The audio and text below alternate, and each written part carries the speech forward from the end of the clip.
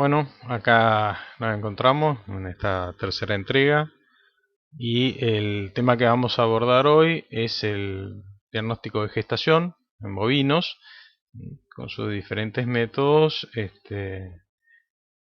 y para ello vamos a abordar el tema entendiendo que el diagnóstico de gestación tiene mucha importancia, digamos, en la práctica veterinaria desde un punto de vista clínico, técnico, económico y reproductivo, y en tal efecto podemos decir que desde el punto de vista clínico, por ejemplo, si una vaca no entra en celo, simplemente con hacer el diagnóstico de gestación vamos a dilucidar si no está entrando en celo simplemente porque está preñada, ¿no? Toda mejora zootécnica está basada en la reproducción de esos animales, así que de no haber comprobación de si se están reproduciendo, no va a haber mejora técnica, ¿no? Económicamente quizás es el ejemplo más fácil, más palpable, digamos, una vaca estando vacía tiene un precio, estando preñada tiene otro precio, doblemente por demuestra fertilidad y está demostrando ya el valor, digamos, del producto que va a tener este valor económico. Y reproductivamente, indudable, es lo que más nos atañe a nosotros a la hora de poder comprobar si esa vaca está produciendo o no, digamos, ¿no? Si se queda preñada en un rodeo de cría, está produciendo. Si se queda preñada en un rodeo de leche, va a parir y recuerden que el ordeño se hace después de haber parido, ¿no? Eh, Antes de entrar de lleno al método en sí, digamos, que podemos estudiar hoy, vamos a hablar de cuáles son las características que debería tener un buen método de diagnóstico de gestación, ¿no?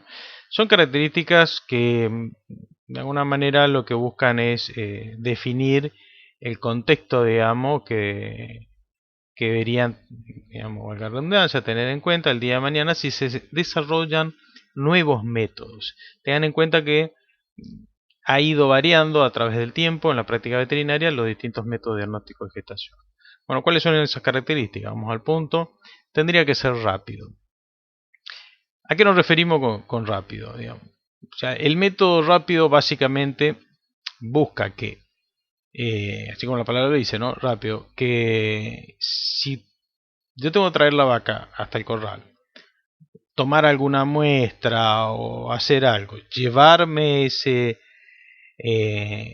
esa muestra a un laboratorio y al cabo de 2 a 3 días tener un resultado muy fiable, en fin, eh, el problema va a ser que yo cuando una vez que tengo el resultado tengo que traer todas las vacas de nuevo al corral y no haber perdido la identificación del individuo y la muestra, ¿no? Y recién ahí puedo tomar acciones sobre esos individuos, separándolo por su estado fisiológico de preñadas y vacías. Entonces, la rapidez en el bovino, la rapidez del método diagnóstico es un punto casi, les diría, innegociable, ¿no? Sin embargo, por más rápido que sea, debería tener algún grado de precisión, lo ideal 100% de precisión. ¿A qué se refiere con precisión? Por ahí se puede prestar a confusión. Precisión es cuando un método, eh, como resultado del procedimiento, da dos alternativas, preñada o vacía, ¿no? Sin lugar a duda. Entonces, si un método da preñada, va vacía y en el medio da una dudosa, posible preñada, posible vacía, digamos, a eso se refiere con la pérdida de precisión, ¿tá? Tendría que ser o preñada o vacía, digamos, su resultado. Pero generalmente cuando se logra esa precisión se pierde un poco de efectividad. ¿Qué significa? Que no todas aquellas diagnosticadas como preñadas efectivamente son preñadas o no todas aquellas diagnosticadas como vacías efectivamente son vacías. A eso se refiere con efectividad. Eventualmente hablamos de que con un error, digamos, en torno al 2% en producción, porque después vamos a ver en el próximo video, en la próxima entrega, de que este diagnóstico de gestación está inmerso en lo que es el manejo productivo de la cría de ganado, ¿tá? Entonces, cualquier error puede impactar en todos los otros tipos de trabajo, ¿no? Pero con un error aproximado en torno al 2% se puede trabajar muy bien en la cría de ganado, ¿no? Otro punto muy importante al desarrollar un método diagnóstico es que sea seguro. Cuando uno dice, bueno, seguridad, ¿en quién piensa? Piensa en el nuevo ser, en el feto, ¿no? Pero también en realidad hay que pensar en la madre, ¿no? Para que pueda seguir llevando adelante la gestación, es decir, que no se corra riesgo, y también no olvidarse, y eso nosotros como veterinarios muchas veces nos olvidamos, de que sea seguro para el operador y todos los ayudantes, ¿tá? A veces eso más se refiere a la sujeción de los animales, las instalaciones, en fin, temas que ven en otra materia, son muy importantes, que hacen a la seguridad de todo el personal que está trabajando, ¿no?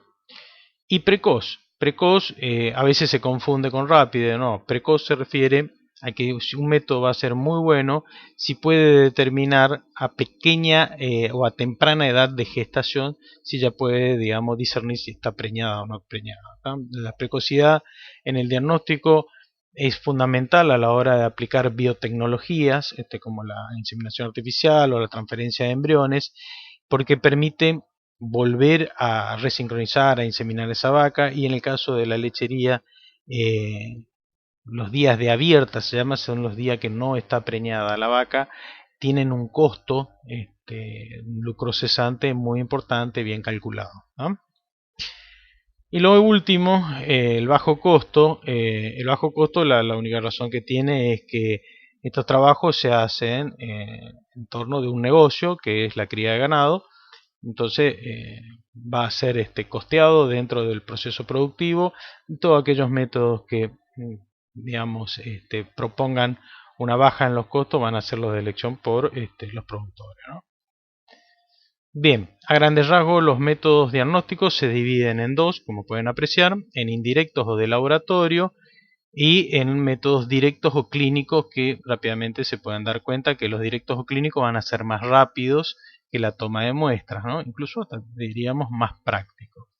De hecho, pueden apreciar que ahí dentro de los directos o clínicos están resaltados en rojo la palpación, la ecografía y el Doppler, porque la palpación rectal es la que vamos a desarrollar con amplitud. En cuanto al no retorno al celo, es, piénsenlo como una obviedad, ¿no? Porque si una vaca entra en celo y recibe servicio, ya sea un apareamiento por el toro o una inseminación artificial, y sabemos que el ciclo dura 21 días, entonces, bueno, hoy recibe, vamos a suponer que hoy recibió servicio, espero 21 días, no vuelve a entrar en celo, y significa que quedó preñada, ¿no?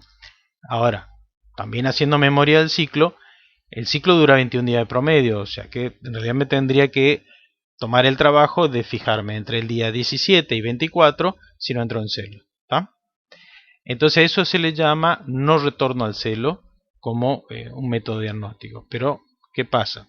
El no retorno al celo no es efectivo para preñada, sí para vacía, ¿tá? Porque si la vaca vuelve en celo, uno dice, bueno, está vacía, ¿tá?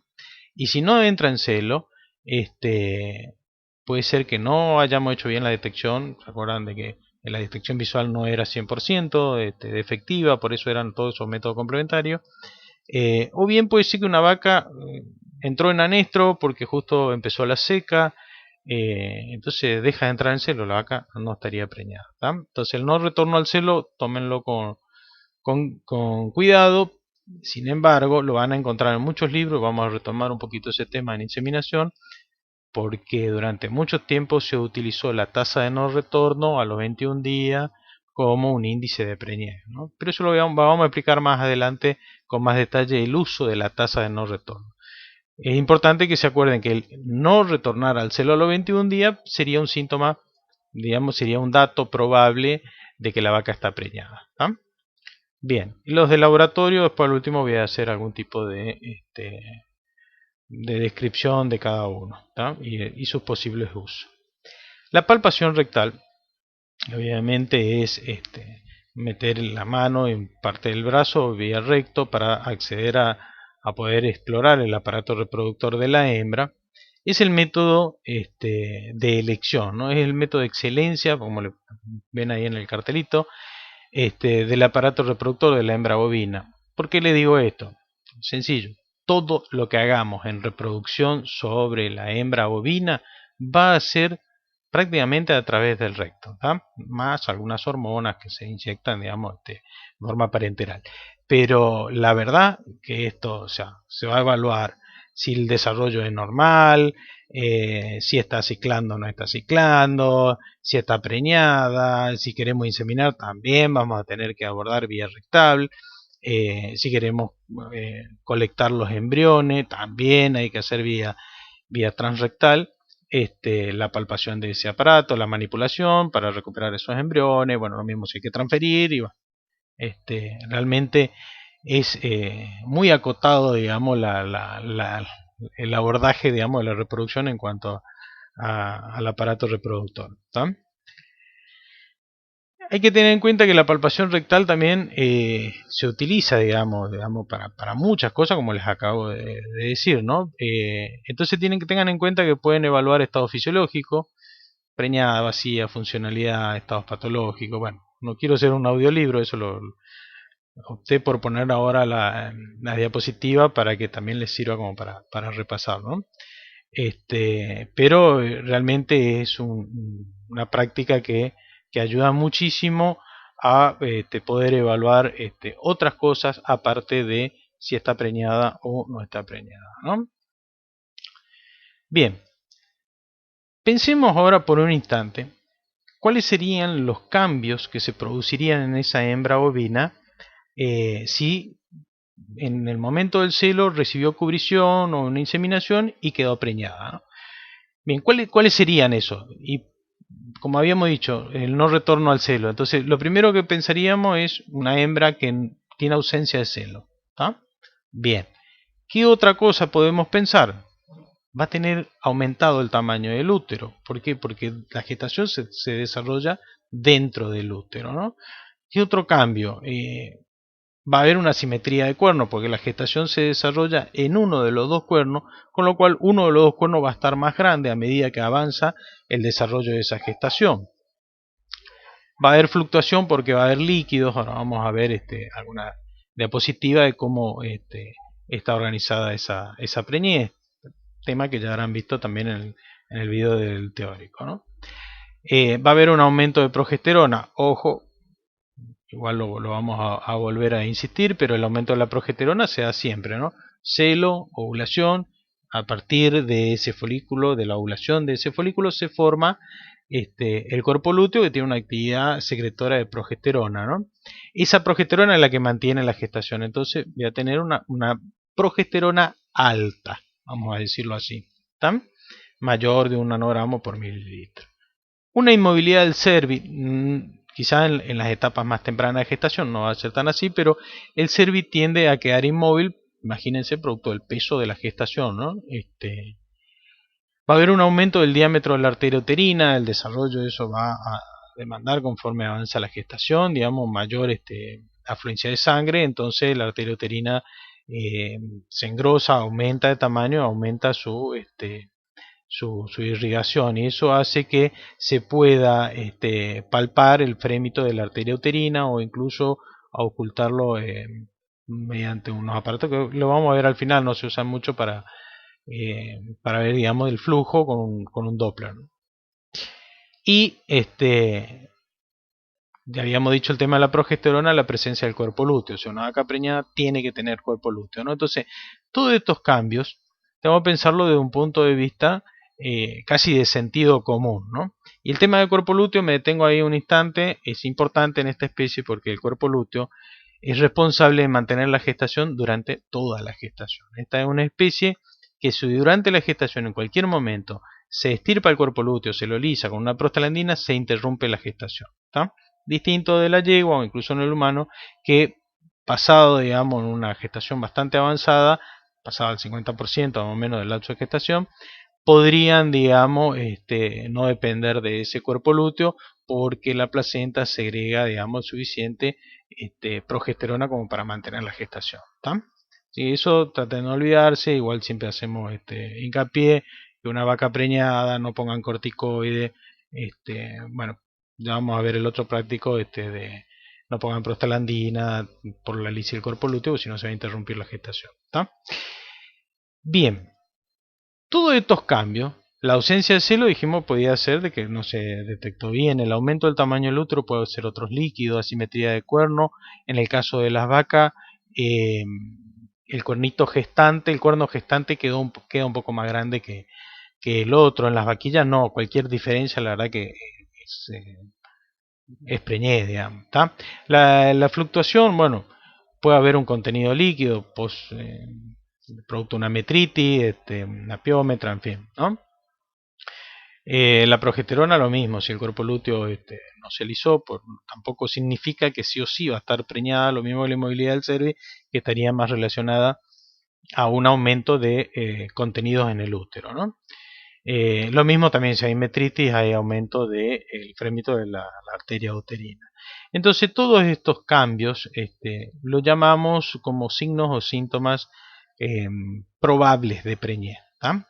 Deberían estar si está preñada, pero no podemos diagnosticar.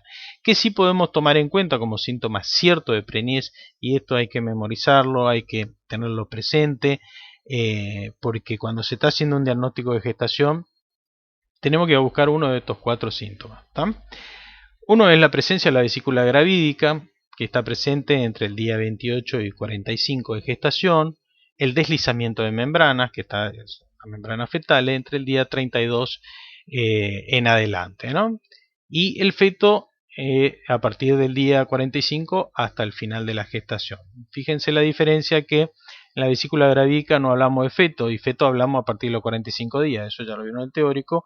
Feto es a partir de los 45 días porque se considera que se ha terminado la organogénesis, entonces a partir de ahí recién se llama feto, ¿tá? Eso en el bovino, 45 días.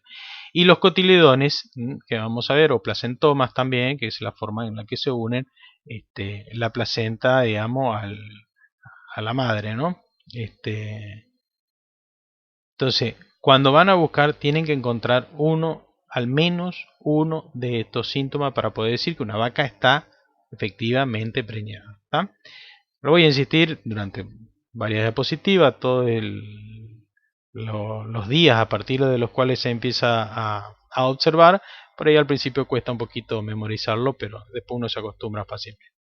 Bueno, la vesícula gravídica. La vesícula gravídica, ustedes saben que ese embrión hasta el día 45 sigue siendo un embrión, se va desarrollando de esa primera bolsita, ¿tá? Está rodeado por el líquido amniótico, y esa bolsa a su vez está en la otra bolsa, ¿tá? La alantoide. Vamos. Entonces, esa vesícula, a todo esto se le llama vesícula gravídica, tiene el líquido amniótico a presión, ¿tá? Entonces se palpa como una pelotita de tenis, obviamente hay que ser muy suave a la hora de la palpación, pero sería más o menos esa presión, se nota muy bien, se percibe, digamos, ¿tá? Y la podemos palpar a partir del día 28 a 31, por supuesto con mucha práctica, hasta el día 45. En la verdad del caso es que conserva la presión más allá del día 45, con lo cual seguimos palpando vesícula como vesícula hasta el día 52, 55 a veces, porque no perdió presión, pero internamente a partir del día 45 ya es feto, ¿tá? Esas membranas fetales van ocupando el interior del útero. Fíjense acá que la vesícula gravídica es esta, ¿no? Entonces, es una vesícula pequeña, y como las membranas ya han ocupado gran parte del útero, ¿no? Esas membranas se pueden palpar, se pueden percibir, como con la maniobra que estudiaron en semiología oportunamente, ¿no? Pie rectal, pellizcan un poquito ese útero con cuidado, ¿no? Lo pellizcan, entonces las membranas fetales que están adentro se van a deslizar. ¿Se acuerdan cómo percibir la camisa deslizándose eh, por fuera, digamos, por dentro del saco, perdón, ¿no?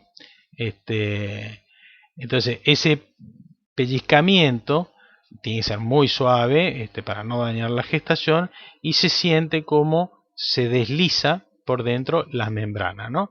Ese deslizamiento de membrana a partir del día 32, 33, como está escrito ahí, hasta el final de la gestación se percibe. Es muy importante, sobre todo en las etapas tempranas de gestación, el diagnóstico de de esta característica, digamos, porque es definitorio. ¿Tá? Feto, habíamos dicho los 45, y la particularidad entonces es que recién al día 55, 10 días después de que ya es feto, recién pierde presión esa primera bolsa, ¿no? Entonces, recién ahí lo podemos tocar al fetito.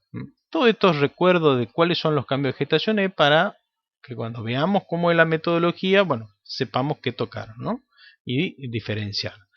Nuevamente acá está a su derecha el esquema, la primera bolsa y la segunda, ¿no? ¿Está? Bueno, acá vemos fotos de matadero. En realidad este año, tema de la pandemia, digamos, no pudimos dar este práctico. Pero digamos se puede apreciar muy bien acá el fetito, ¿tá? Con el líquido amniótico, esa primera bolsa rodeando, y la segunda bolsa, ¿tá?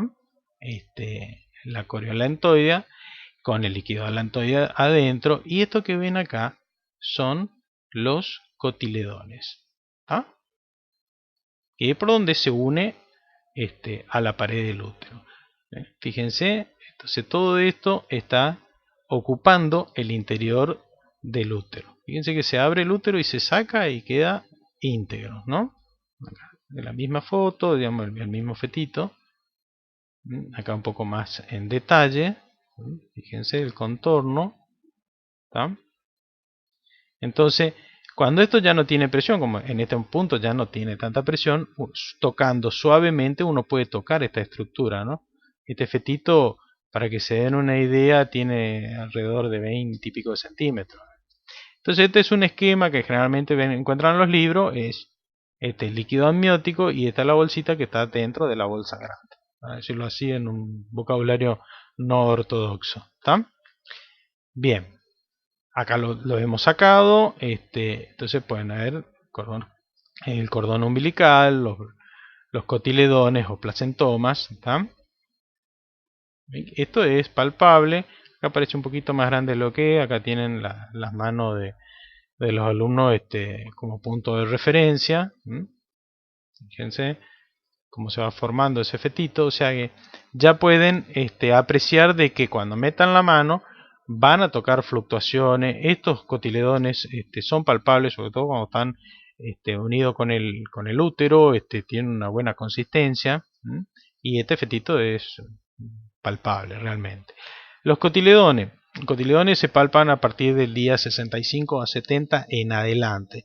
El cotiledón, esta estructura, digamos, que es la unidad funcional de la placenta, porque ahí es donde se produce el intercambio, digamos, gaseoso, de nutrientes, secreción de hormonas, en fin, todo tema que vieron en el teórico, ¿no? Tiene esas vellosidades en las cuales se une, forman las carúnculas, bueno, estos cotiledones, ¿no? Que uno los toca, listo, está preñada esa vaca. Esos cotiledones miden, uno dice, de 1 a 2 centímetros y van creciendo, ¿no? Pero ojo con eso, el tamaño del cotiledón va creciendo con la gestación, pero no puedo específicamente determinar en qué mes de gestación está por el tamaño del cotiledón, ¿tá? Porque los que están más lejanos al fetito son más chicos, los que están más cerca son un poquito más grandes. ¿Vamos? Bien, pero la sola presencia ya es preñez. Entonces, vamos a la técnica de palpación rectal. ¿Cuáles son los pasos para realizar una correcta palpación rectal? Primero, inmovilizar al animal. Eso es algo que muchas veces nos olvidamos, ¿tá? Pero es fundamental. Primero, inmovilizar al animal, sujetar la cola, ya sea con la otra mano o con un ayudante, poner la mano en forma de cono. En el próximo video les voy a mostrar cómo ponerse el guante, lubricar y todo ese tipo de cosas. ¿Tá? Introducir la mano en forma de cono, en el orificio anal, tratar de no pelear con los peristaltismos, no lastimar, digamos, esa vaca. Una vez que cede un poquito, recién uno empuja la mano hacia adelante y lo primero que hay que buscar es el cerebro, ¿no?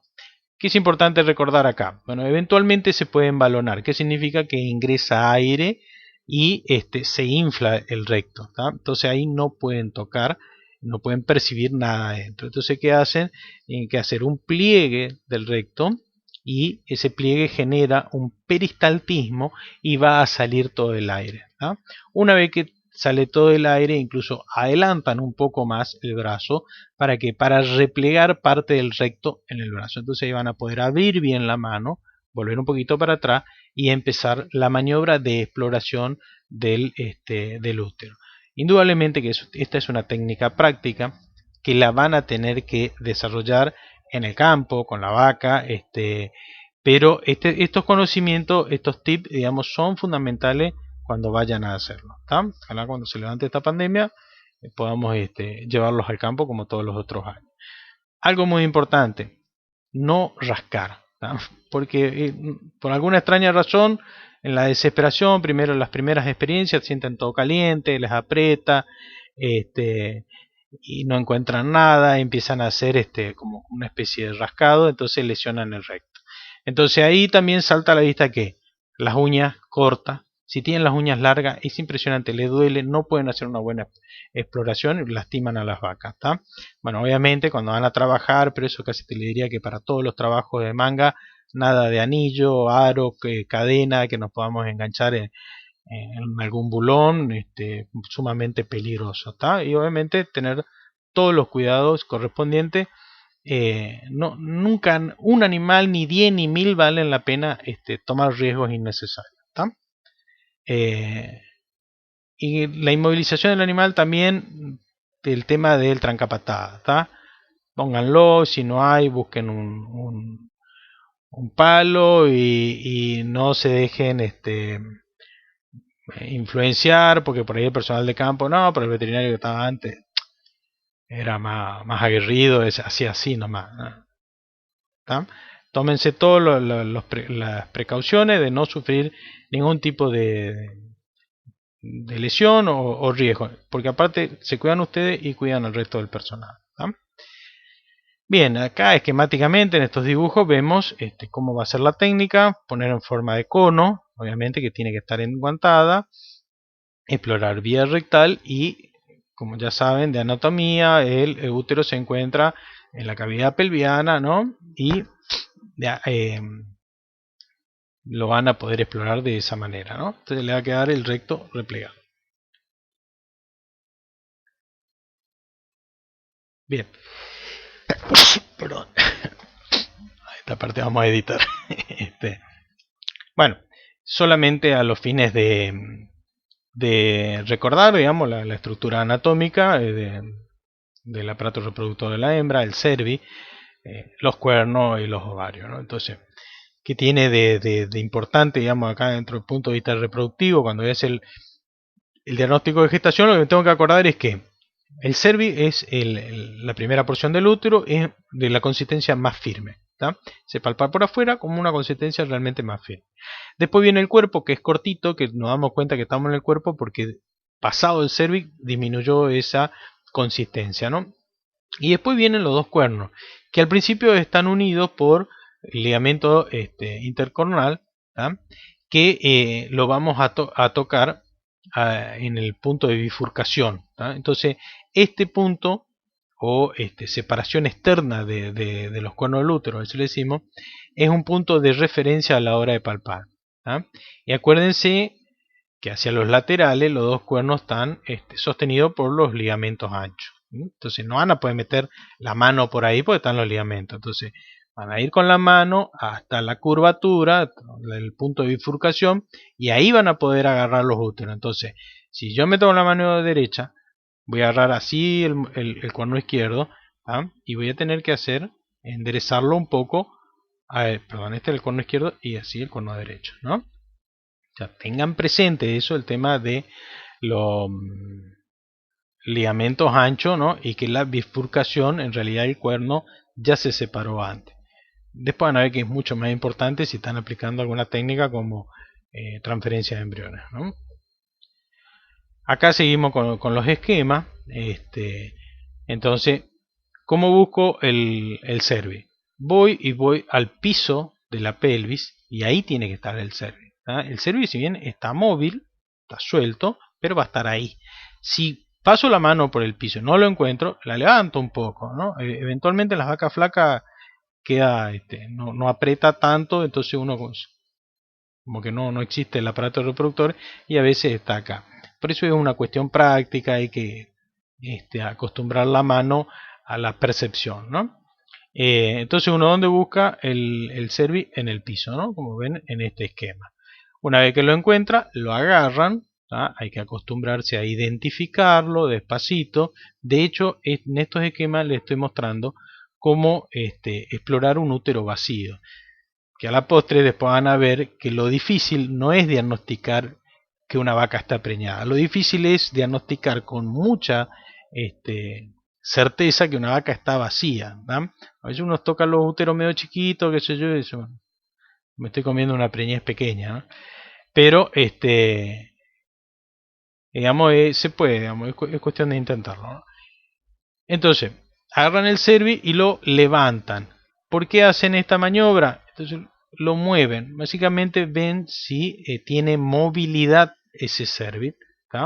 Porque van a ver que en muchos casos no se mueve. ¿No? Y entonces eso significa que el útero está en abdomen y tiene algo de contenido. No saben qué, digamos. O sea, siendo el proceso, no lo levanta y si está móvil, bueno, va al siguiente paso que es esa bifurcación externa, poner un dedo. En este dibujo el operario está haciendo con la mano izquierda, ¿no? Fíjense acá en la parte de arriba, que sería una vista de costado.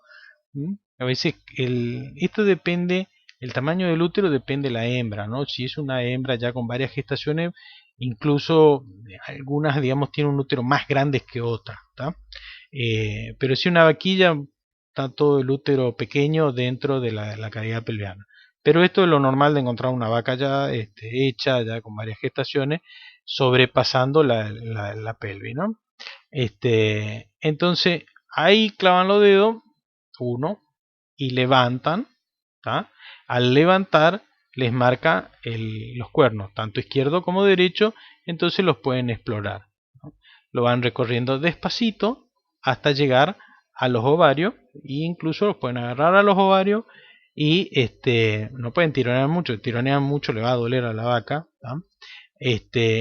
Y pueden explorar las caras del ovario para identificar alguna estructura presente, puede ser un folículo grande, digamos, preovulatorio, considerado preovulatorio. ¿Se acuerdan que los folículos podían llegar a ser grandes y no ovular? ¿No? O bien un cuerpo lúteo, ¿no? Algo que se hace normalmente, por ejemplo, cuando hablamos del torno de identificar ciclicidad. Entonces, cuando van incluso recorriendo ese útero, también están evaluando el tono del útero. ¿Ah? Si en el trayecto de eso encuentran algo, tac, se fijan si no es alguno de los síntomas de preñez. ¿Estamos? Bien, en cuanto al cervi, ese cervi, acuérdense, esto digamos para que me ayude a memoria, cuando venga la parte de inseminación, tiene un fondo de saco ciego, la estructura se dan cuenta que realmente es firme, es carnosa, incluso tiene un corte longitudinal y tiene esos pliegues, esos repliegues de mucosa, es muy difícil pasar la pipeta por ahí, ¿no? El cervi, el cervi, digamos, varía en tamaño. En una vaquilla pequeña, digamos, prepuber puede ser así como la lapicera, finito, después como este dedo, en fin, va creciendo, digamos. Una vaquilla que ya está, digamos, óptima, es un cervi de 4 a 5 centímetros, 2 centímetros de diámetro.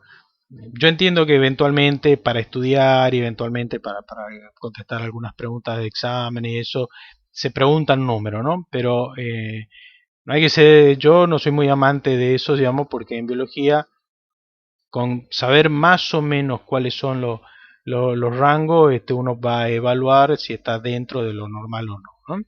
Cuando uno toca una vaca preñada, es impresionante cómo ese cervi empieza a crecer y llegando a término realmente es un cervi inmenso y también ve que las vacas productos de sucesivas pariciones, los cervi, la entrada son lesiones que se van cicatrizando, digamos, lesiones cicatrizales, lo van deformando pueden llegar a ser tan grandes como una manzana, ¿tá? Entonces, a veces torcidos, en fin, ¿no? Entonces, la identificación del cervid lleva un poquito de tiempo, digamos, de práctica, y hay que entender que tiene una gran variabilidad, ¿no? Pero está dentro de lo fácil, digamos, de identificar. Y hablamos de movilidad del cervi, es, de nuevo, ese cervi que está en el piso de la pelvis, lo agarro, lo tracciono, ¿tá? Si cede a esa tracción suavemente, es porque no hay mayor contenido en ese útero que esté haciendo peso hacia adentro del abdomen, ¿no? Algunos lo consideran entre 70 a 90 días de gestación, hasta los 60, 70, 80 días de gestación, que es móvil, ¿no? La verdad que hasta los 90 por ahí, un poquito de práctica lo agarro. Y después sí se empieza a poner un poco más fijo, así que empieza a quedar quieto en el fondo, porque el útero se va cargando con todo esa gestación y va teniendo un peso más que importante, ¿no? Bien, acá seguimos recordando el tema del útero, y un poco, bueno, recordarle el ligamento intercornual, cómo se ve, y el tema del ligamento ancho, ¿tá? Que sostiene cada uno de los dos cuernos. ¿Por qué está este esquema? Este esquema es para que imaginemos que lo que vamos a evaluar, vamos a tratar de identificar es si hay o no un individuo gestándose, ¿no? Y la gestación esa se desarrolla en el útero, es casi sentido común. Y empieza pequeñito y va creciendo. Entonces, cuando está pequeño, lo más probable es que esté en pelvis y después caiga a abdomen, ¿tá? Y se desarrolle totalmente abdominal. Entonces, en base a esa evolución, es que uno, cuando hace el diagnóstico, hace una interpretación a la inversa. Si está en tal lado, tiene tales características, tiene tantos meses de gestación, ¿tá? Porque aparte de diagnosticar si está o no está preñada, también hay que diagnosticar qué edad de gestación tiene. Después eso en producción vamos a ver que tiene implicancia en manejo, porque si estoy haciendo un diagnóstico y las preñaciones son pequeñas, vamos a suponer 60 días, ¿qué significa? Que se preñó hace 60 días. Pero si estaba con los toros hace 120, significa que algo pasó, que se preñaron tarde, digamos, ¿está? Así que, aparte de diagnosticar si está o no está preñada, también hay que estimar la edad de gestación. ¿Estamos? Preñez es pequeña, la vamos a buscar en la pelvis, y a medida que van evolucionando la vamos a ir buscando en el abdomen. Es decir, que vamos a tener en cuenta los síntomas ciertos, el estado evolutivo de la gestación y la ubicación dentro de ese vientre materno. Entonces decimos que a los 35 días de preñez es de esperar que estemos encontrando ese útero en la pelvis o un poquito por fuera en una vaca que está más de varios partos. ¿Cuáles son los síntomas? Por supuesto, va a haber cuerpo lúteo, va a haber un cuerno que va a estar más grande, muy marcado esa característica en el caso de la vaquilla. En el caso de la vaquilla, a los 35 días, realmente tocar uno de los cuernos un poquito diferente hace que uno prácticamente se quiera tentar a darla directamente como preñada. De todo modo, no hay que dejarse llevar, hay que tocar el deslizamiento de membrana, ¿tá? Entonces uno va a evaluar a los 35 días de preñez, fundamental el deslizamiento de membrana, y con mucho cuidado recorrer ese útero, sobre todo el asimétrico, el más grande, recorrerlo porque seguro se encuentra la vesícula gravídica, que tiene 1,5 centímetros, es pequeñita, ¿está? Pero es palpable, se palpa bien. Hay que ser cuidadoso, ¿tá? Obviamente. A los 60 días de preñez es una fecha, digamos, un lapso de gestación que realmente se torna sencillo diagnosticar, ¿tá? Al principio les puede costar igual como todo, ¿no? Pero rápidamente, en un día de práctica, empiezan a palpar las preñeces de 60 a 70 días, ¿no? En donde uno de los dos cuernos va a estar francamente deformado, vamos a encontrar un fetito de 5 centímetros, es decir, se va a asemejar la deformación a una pelota de tenis, ¿tá?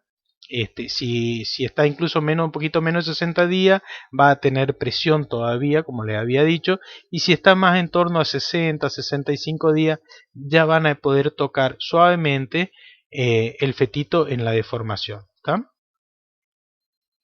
Obviamente el deslizamiento de membrana sigue siendo en esa palpación uno de los síntomas más importantes. La región en la que vamos a estar haciendo ese diagnóstico va a seguir siendo la pelvis o pasando un poquito, pero ahí nomás dependiendo del tamaño del útero de esa vaca, ¿tá?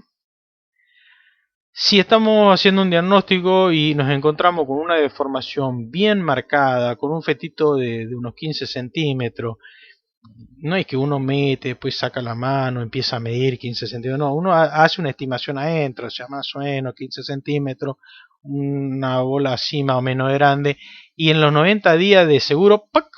Seguro pasó el borde del pubis, seguro está en abdomen, pero está caído, ¿tá?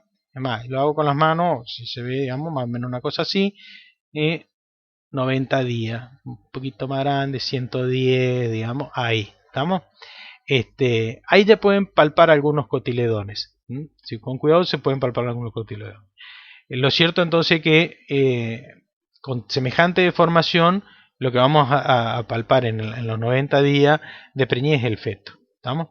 Pero si buscamos va a estar, obviamente ya encontramos la simetría de cuerno, si buscamos vamos a encontrar el deslizamiento de membrana y algunos cotiledones. ¿Tá?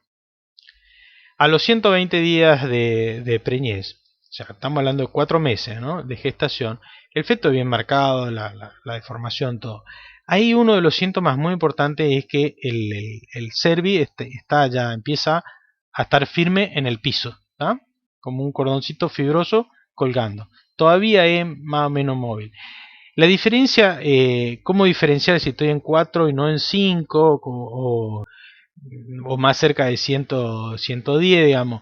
Si recorro la deformación hasta abajo, si logro, con un bracito normal, digamos, así como el mío, logro, digamos, tocar el fondo de la bolsa, digamos, recorrerlo, estoy en torno a los 120 días. Porque si no, uno sigue tocando como una cinta fibrosa del útero que se va yendo hasta el fondo con el contenido, ¿no? En ese caso, inclusive, uno hace un pequeño peloteo y siente el feto, digamos, ahí adentro, ¿no? Entre los 150 y avanzando un poquito, ya el feto se va tan abajo que puede haber un momento más entre el mes 6 que no lo toquemos al feto porque está muy abajo, ¿está? Y sobre todo son medio brazos cortitos como los míos, a veces no se toca. Entonces, el peloteo es fundamental, el cervi, entonces ya tienen un cervi cabalgando, ¿tá? Firme. No me apresuro a hacer el diagnóstico porque puede ser una piómetra, puede ser algún otro tipo de contenido, ¿tá? Entonces, ¿qué busco? Y en esos casos busco hacer un peloteo y seguro voy a tocar algún cotiledón, ¿tá? Que como orientación les doy de 4 por 3 centímetros, ¿tá? Unas bochitas así que son palpables, ¿estamos? Eh,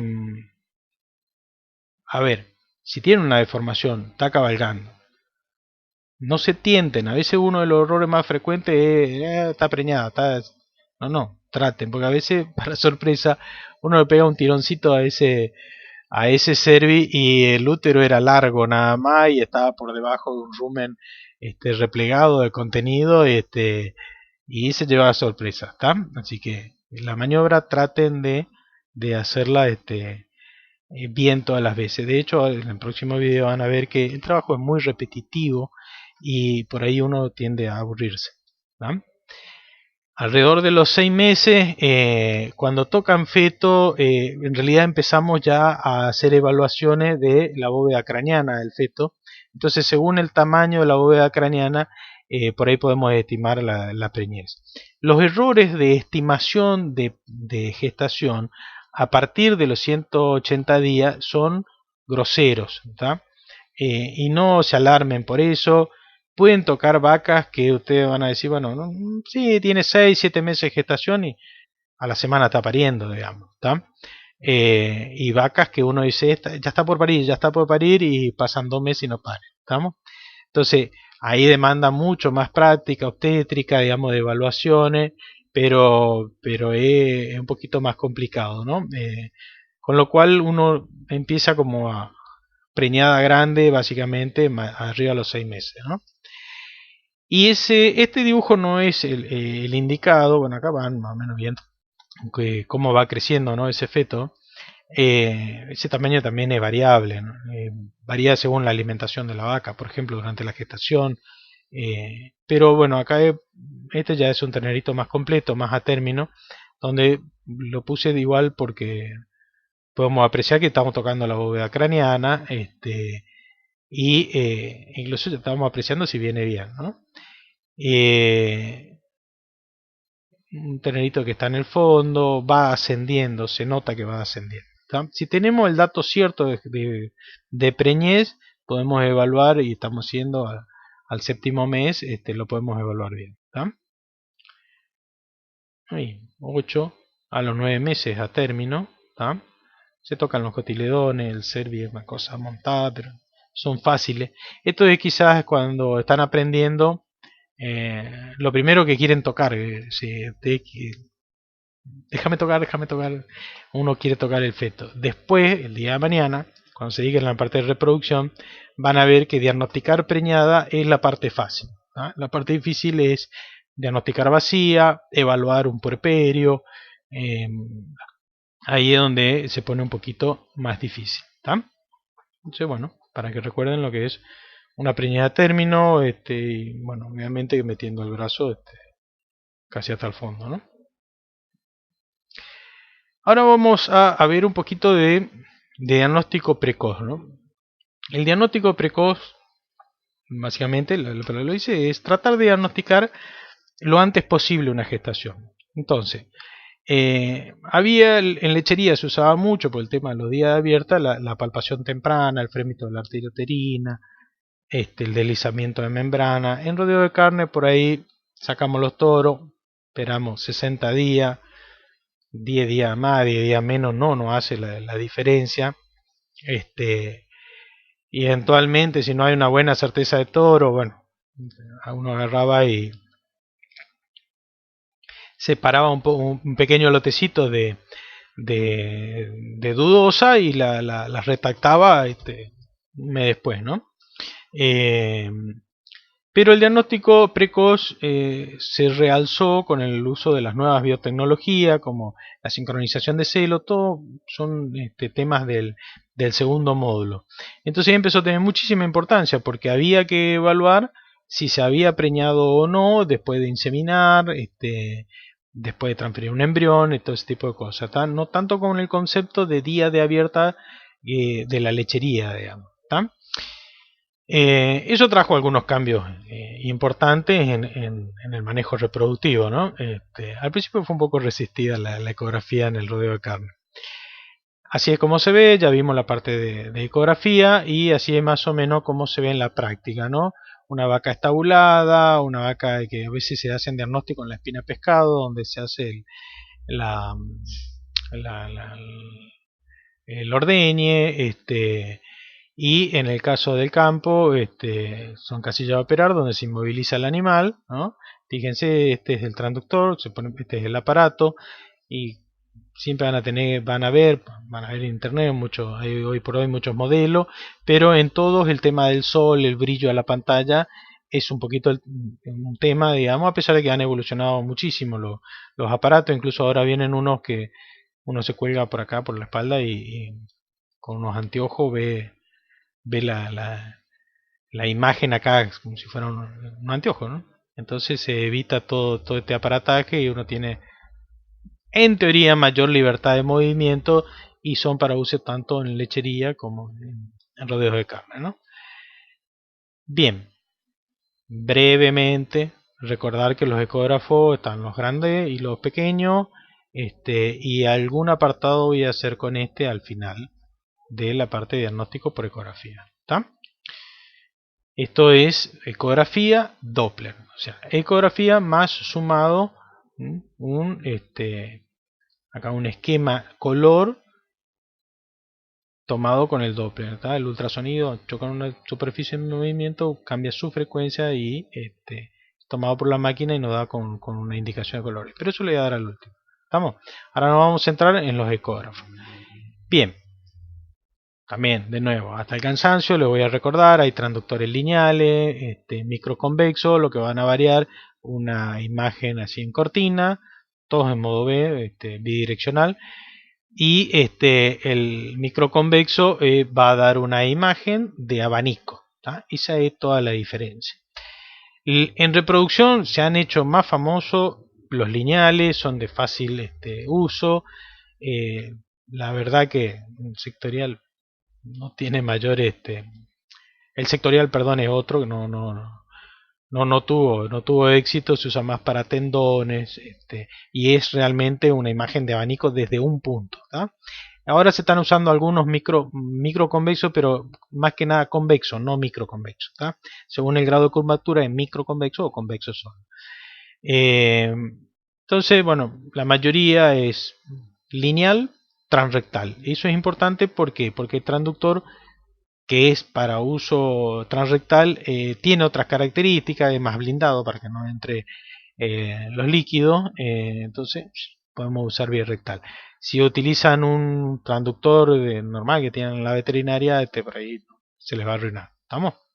Bueno, de nuevo el tema de 5 MHz mínimo, y pueden utilizar por ahí para algunas estructuras tener una mejor definición, setear en 6,5, 8 hasta 10, 11 MHz. Cada vez que aumentan esa frecuencia disminuye la penetración de diagnóstico, ¿tá? Bueno, esto también hasta el cansancio, el cuerpo lúteo, de cómo se ve la ecografía. Y acuérdense que si tengo un líquido en el útero y no tengo cuerpo lúteo en ninguno de los dos ovarios, está vacía, ¿tá? O sea que el tema de ese signo, digamos que es probable, a la presencia del cuerpo lúteo, tiene que estar, digamos, con lo cual sería probable que esté preñada, le hacemos una interpretación inversa, ¿tá? Si no está, está vacía, ¿tá? No hay gestación sin cuerpo lúteo, que quede claro. Bien, ¿cómo se ve una preñez en el ecógrafo a los 30 días? Como están viendo, ¿tá? Pequeñita, una masita blanca, rodeada de un líquido que en la ecografía es anecogénico, o sea, se va a ver negro, ¿tá? El negro es líquido. Otra ecografía de 30 días, entonces los pongo tipo Atlas para que se vayan familiarizando. Es muy importante el diagnóstico de preñez precoz en torno a la aplicación de biotecnologías, es muy muy importante, nos da certeza de preñez sobre lo que hicimos.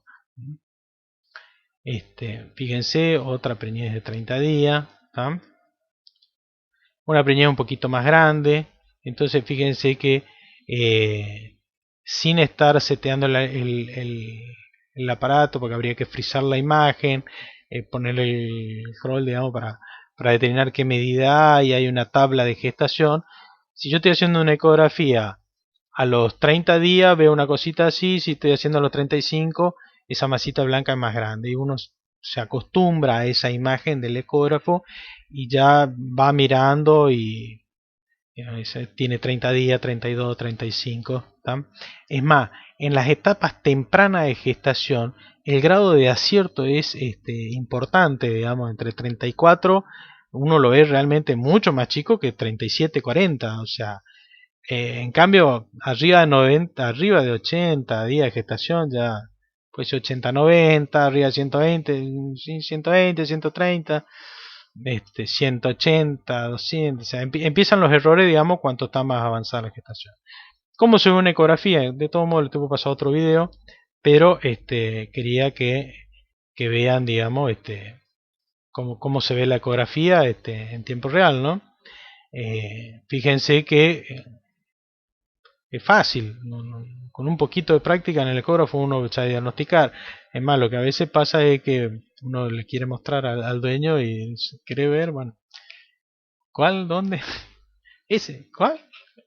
Y es este, ¿tá? Entonces, pasa corriendo, como le digo yo a veces, eh, y cuando queremos explicar, cuesta un poquito, pero es rápido. Como uno agarra la mano, este líquido, líquido, hace un recorrido, ¿tá? Y ahí está el bichito. Es importante que primero aprendan a palpar, ¿tá? Porque no hay con qué darle. A la palpación pueden evaluar bien el tono y aparte que el que hace la ecografía realmente sabe lo que está ecografiando, ¿tá? Porque eventualmente pueden ver algunas imágenes fantasma y bueno, hay unos errores ahí diagnósticos, ¿tá? Pero una ecografía hecha sencilla, sin mucho secreto, se va a ver de esa manera, ¿tá? Fíjense, se va en líquido y evalúan también otras cositas como el líquido. Y esto estamos hablando con una imagen de baja definición, ¿no? Bien, siguiendo con el Atlas hasta el cansancio, 37 días, va creciendo. Fíjense que empiezan a ver como dos masitas, ¿tá? Uno es el abdomen, el otro lo que es la cabeza. Perdón, este tiene 42 días, acá está mal. Tiene 42 días, ya se empieza a ver la cabeza, son como dos cositas. No son mellizos eso, ¿tá? Eso te dan en cuenta, no es mellizo. Una es la cabeza, ¿tá? Y sí son mellizos, y son mellizos pequeños, ¿tá? O sea, este es uno y este es otro. Son raros de encontrar, bueno, cuando lo encuentran, se ven muy bien, ¿tá? Fíjense, estos son mellizos que van creciendo un poquito más, ¿sí? Y se acumula más líquido. Ahora, cuando la gestación está avanzada, me había dicho, una de las cosas que podemos palpar son los cotiledones. Y eventualmente esa cinta está así colgando para abajo. Y no podemos tocar. Y a veces hasta nos quedamos la duda de si está vivo o no está vivo el ternero, si no es algo momificado. Ahí si uno tiene el ecógrafo, tac, mete qué es lo que va a ver. Va a haber algo así. ¿Ah? Y fíjense que estos son los cotiledones. ¿Ah? Estos son los cotiledones. Se ven así. Si tengo, le muestro después otra filmación de los cotiledones. ¿Ah? O sea, en la ecografía en ese aspecto nos da una visibilidad muy importante. En el caso de una vaca que esté vacía, con el ecógrafo, uno puede apreciar, esto es un corte transversal del útero. Esto es un útero con buen tono, ¿tá? Firme. Entonces uno va haciendo el ojo, incluso con la mano, el ecógrafo. Y esta es una vaca que está vacía. Esta es una vaca que realmente con la ecografía no hay duda, está vacía. ¿Estamos? Este es otro corte de útero de una vaca vacía. ¿Ah? Bueno, espero que le haya servido hasta ahí, digamos, todas las ecografías de preñez. Esta es otra cosa que pueden encontrar con la ecografía. ¿Tá? Fíjense que el contenido de una preñez normal es negro homogéneo. Pero si el líquido empieza a tener el jaspeado que yo le dan, o sea, tonalidades grisáceas, o sea, puntos ecogénicos en el medio, estamos hablando de contenido que ya no es líquido de preñez y generalmente de piómetro. ¿Tá? Y a veces lo encontramos en preñeces pequeñas y cuando retactamos o hacemos alguna comprobación más adelante, la vaca perdió. ¿Tá? O sea que realmente el tema de esa evaluación es importante. Inclusive, si están haciendo una ecografía de 35 días, a veces tiene poco líquido. O sea, vemos que hay poco líquido. Está el embrión, pero hay poco líquido. Tiene menor chance de continuar esa gestación también. ¿Tá? Pero no significa que se va a terminar.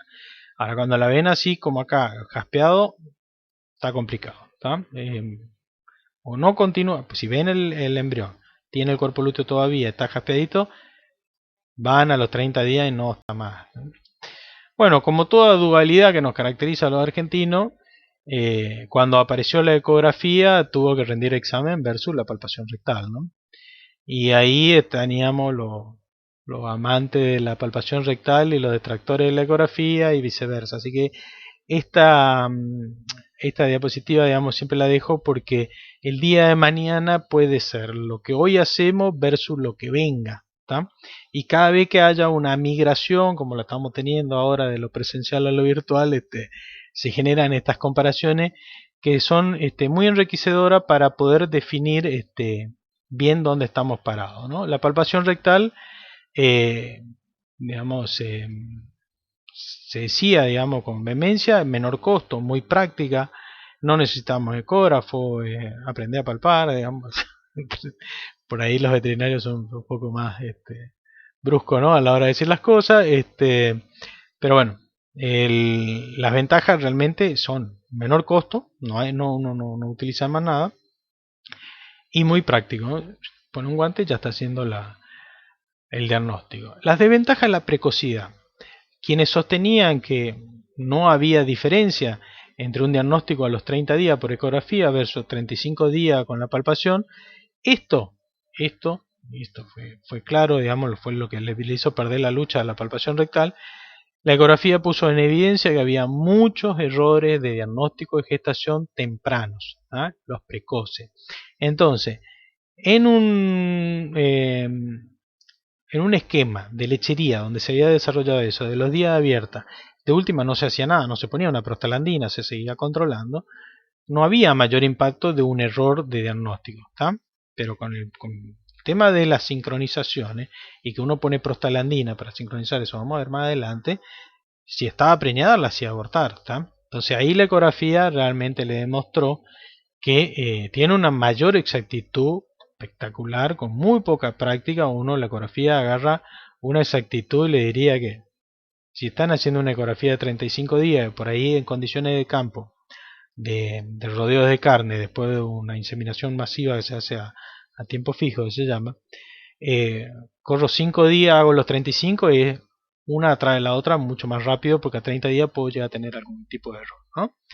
Eso es un poco, casi todo lo manejamos a decir lo mismo. Si no nos queda otra hacer 30, hacemos 30. En cambio la palpación rectal va a dejarle 40 días, ¿está? Después sí, después de los 40, 45 días, la exactitud de la palpación rectal es indiscutible. Las desventajas de la ecografía, y esto tardó mucho tiempo, y cualquier cosa que se quiera instaurar, este es todo un tema, ¿no? Y el otro ni les cuento, el de la dependencia del instrumento. Aumentaba los costos, porque había que comprar el aparato y generaba la dependencia del instrumento, ¿no? Entonces, veterinaria, si hay algo que por ahí, cuando vamos al campo, odiamos un poquito, son las máquinas, porque dependemos de las máquinas y a veces en el momento menos pensado no quieren funcionar y eso trae múltiples problemas. Estamos lejos de todo cuando estamos en el campo, ¿no? Bueno, ¿cómo terminó esta disyuntiva entre palpación rectal versus ecografía? Bueno, cuando están haciendo un diagnóstico general, realmente lo pueden hacer con la mano, ¿tá? Se pueden hacer una palpación rectal con la mano, dejan los toros, sacan los toros de servicio, dejan pasar 60 días y hacen el diagnóstico de gestación, o sea, no necesitan ecógrafo, ¿tá? Sin embargo, uno, digamos, se compra el ecógrafo para evaluar los servicios, digamos, en forma temprana, resincronizar durante la etapa de servicio, digamos, que hacen las inseminaciones, eso después lo van a entender mejor, ¿tá? Entonces, ¿cómo es actualmente? Generalmente uno va a hacer la palpación general y lleva el ecógrafo. Entonces, entra una vaca, se inmoviliza, ¿no? Se mete la mano. Si uno ya toca el ternero, toca un cotiledón, en fin, cualquiera de los síntomas de preñez, listo, ya está preñada. Si uno está media chiquitita, más uno sospecha que vacía, agarra el ecógrafo, está ahí al lado, agarra el ecógrafo, lo pasa, ¿está? ¿Para qué sirve? Y sirve para ver cuándo realmente sacaron los toros y si no están entrando los toros, ¿está? Ese es todo un tema porque después van a ver que cuando tienen que sincronizar, si entran los toros, antes del trabajo, los resultados caen muchísimo, ¿está?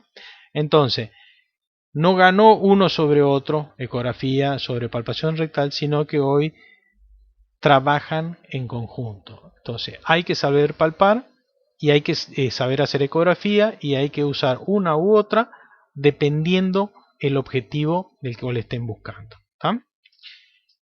Nuevamente, cualquier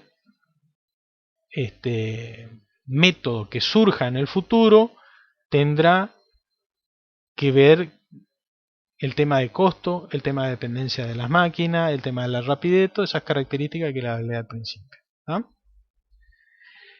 Bien, esto a modo de martillar sobre la cabeza, cuáles serían todos aquellos cambios inespecíficos que tienen que tener presencia, presente, digamos, que van a estar presentes, perdón.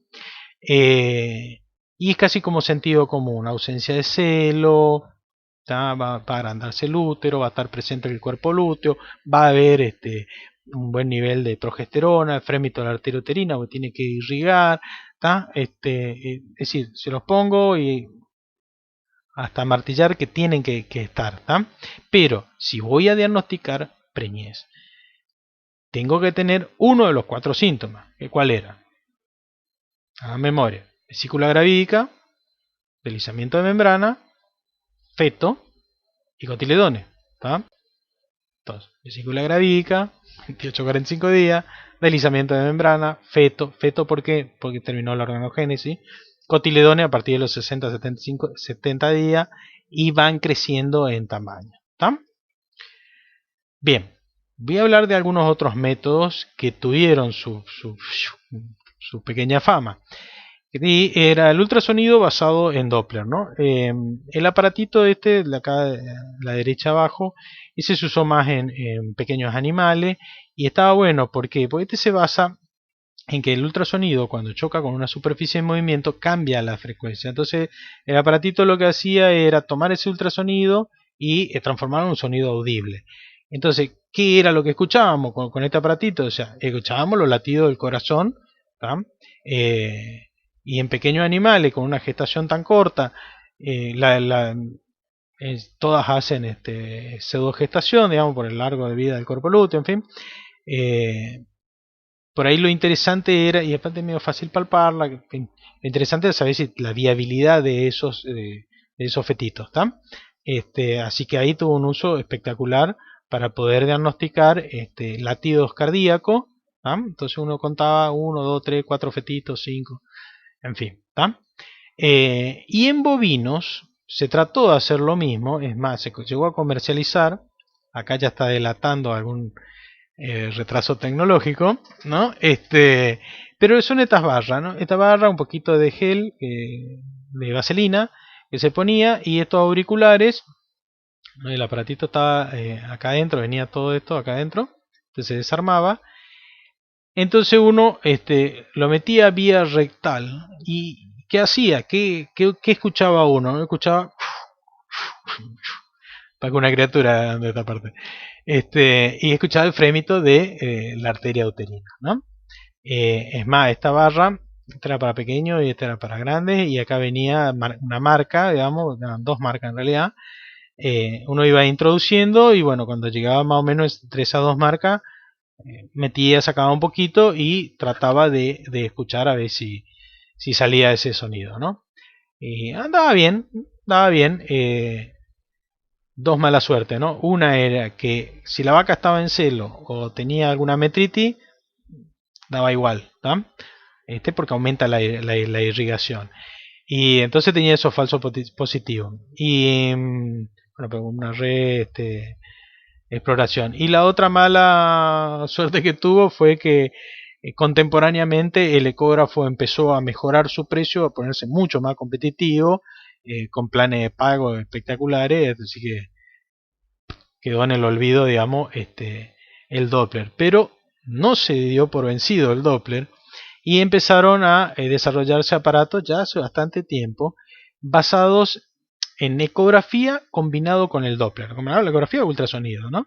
Entonces, al combinar las dos cosas, algo que ya en medicina humana se hace para ver el flujo sanguíneo de los grandes vasos, los cardiólogos utilizan mucho todo eso, la veterinaria ahora viene con un uso relegado. Y es cambiar el concepto, el tema de utilizar el Doppler en medicina veterinaria. ¿Por qué? Porque haríamos para diagnóstico de gestación, pero no iríamos a diagnosticar ni vesícula, ni feto, ni líquido amniótico, ni alantoide, o sea, no. ¿Qué es lo que tendríamos que diagnosticar? Ovario, o sea, diagnosticar preñez por ovario. Por eso las dos imágenes de arriba corresponden a 2 ovarios, ¿tá? Y perdón, estos son, estoy marcando solamente el cuerpo lúteo, ¿no? Pues son los ovarios y estos son los cuerpos lúteos. Entonces, ¿se acuerdan cuando le decía? Si una vaca no retorna al celo en torno a los 21 días, es probable que esté preñada. Ahora, dicho de otra manera, si una vaca a los 21 días de entrar en celo sigue teniendo un cuerpo lúteo, y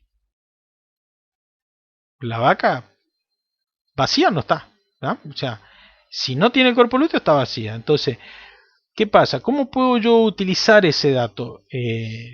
Porque también en realidad cuando hacen la ecografía, la verdad de la milanesa es que ven ese cuerpo lúteo en regresión, como que se va borrando la ecogenicidad, y a veces es medio complicado, digamos, si es un cuerpo lúteo en regresión o es un cuerpo lúteo en formación, ¿no? Entonces con el Doppler, ¿qué tomaron en cuenta? Tomaron en cuenta que cuando se está produciendo la luteólisis hay un aumento de la irrigación, ¿tá? Y cuando entra en lisis hay una disminución de la irrigación. Algo que ya vieron con el lisis del cuerpo lúteo, que una de las teorías, digamos, era la isquémica, la primera, digamos, hasta que se desarrolló la otra, ¿no? Entonces esa isquemia es que ya había sido descripta, digamos, antiguamente, se puede ver con el Doppler, ¿no? Entonces, el Doppler que toma dos coloraciones, azul y roja, no es que una es arterial y la otra es venosa, sino es sangre que se acerca y que se va, ¿tá? Entonces, si tiene mucha irrigación, ese cuerpo lúteo significa que está vacía. Entonces, perdón, que puede estar preñada. ¿Mm? Porque si pierde irrigación, si pierde irrigación, entonces significa que es un cuerpo lúteo que está muriendo. ¿Está? Pero ¿cuándo? ¿Cuándo hago ese diagnóstico? Ese diagnóstico lo tengo que hacer en torno a los 19 a 21 días de haber realizado un servicio. ¿Está? ¿Cuánto acorto con respecto a los 30 días de una ecografía común y silvestre? Y 10 días. ¿Tá? O sea, vamos a ponerlo así. De 30 a 20 lo acorto 10 días. En principio parecería no ser mucho, pero después vamos a ver en la parte de sincronización que 10 días en el primer ciclo, 10 días en el segundo, 10 días en el tercer intento, es un mes. O sea, es mucho tiempo, digamos, sumatorio en el tema de los trabajos de resincronización. Después hay otro tema. Hay trabajos que están exponiendo la calidad del cuerpo lúteo al día 7 para recibir un embrión o no. En fin, está trabajando el Doppler, está trabajando la gente que está convencida.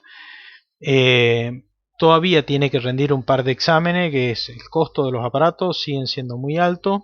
Y aunque están empezando a mostrar alguna mejoría sustancial. Y lo otro es que en realidad está teniendo un falso positivo, ¿no? Una tasa aproximadamente del 12%, pero yo creo que tenemos que mirarlo con mucha atención. Creo que puede llegar a instaurarse el uso del Doppler en algunas condiciones, son muy bienvenidas, pero bueno, todavía tiene que seguir rindiendo examen de practicidad, todo como les decía.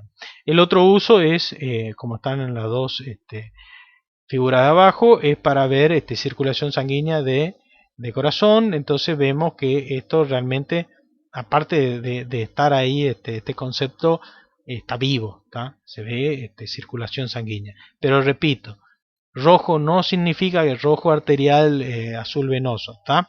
Es sangre que se acerca y sangre que se va. Básicamente marca los dos flujos sanguíneos.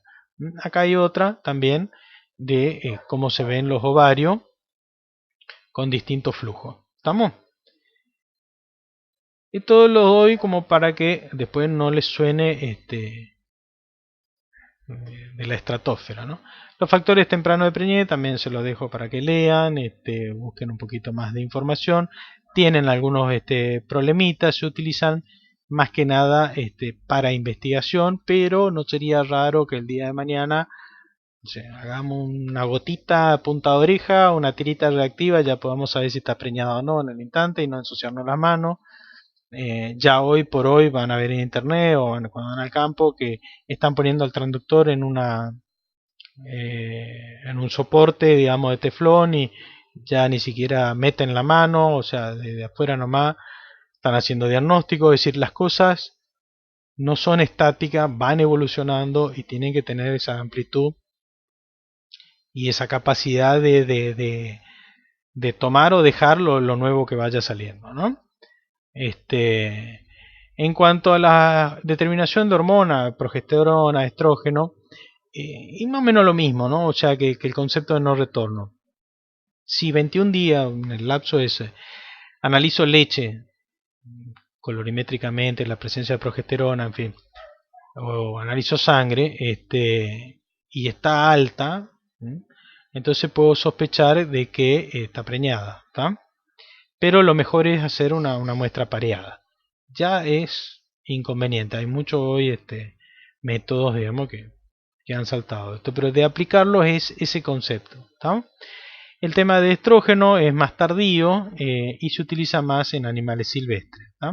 Entonces acá solamente le dejo como recordatorio que en la progesterona, el cuadro abajo es para progesterona, hay falsos positivos por vacas que se les queda el cuerpo lúteo ahí colgado, a veces son algunos problemitas de útero, no liberan prostaglandina, entonces queda ahí persistente, ¿tá?